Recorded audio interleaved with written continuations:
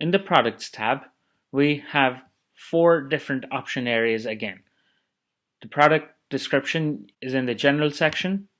The Display section controls how you would like your store to appear to the customers. The Shop page is the base store on your website. The Shop page display allows you to show products, categories, or both. Displaying product categories is vital for stores that have a large number of products.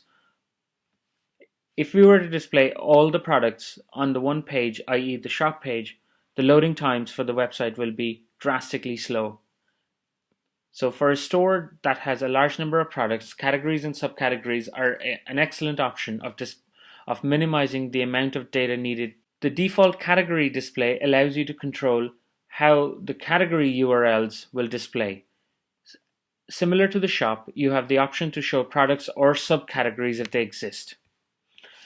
The choice of these options depends on the number of products and the number of categories you may have on your store. Typically for a fashion or a clothing store, generally there would be multiple categories, and then as subcategories you could have multiple different brands. Showing the categories and brands would be the most effective way of displaying your products to your customers.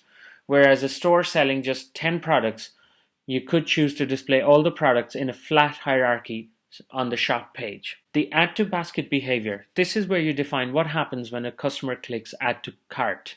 Again, for a store selling multiple different kinds of products, redirecting a customer to cart could lose sales. However, for a store selling small number of products or products that are typically a once-off purchase, redirecting the customer to cart can drastically improve conversion rates. As an example, if you're a tire seller, chances are that your customers are very likely to purchase a set of tires and want to check out as quickly as possible.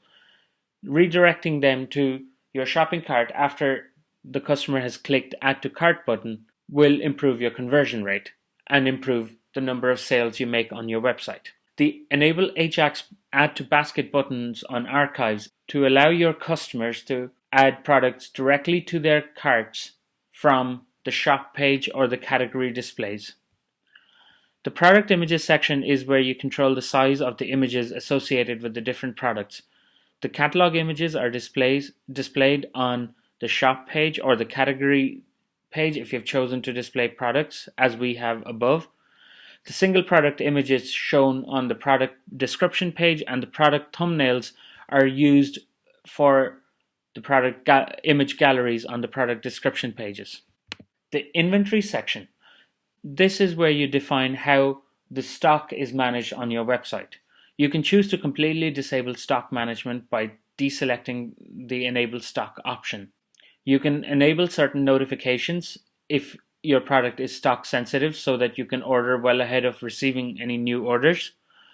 You can define low stock thresholds and also the behavior of your store when the product goes out of stock.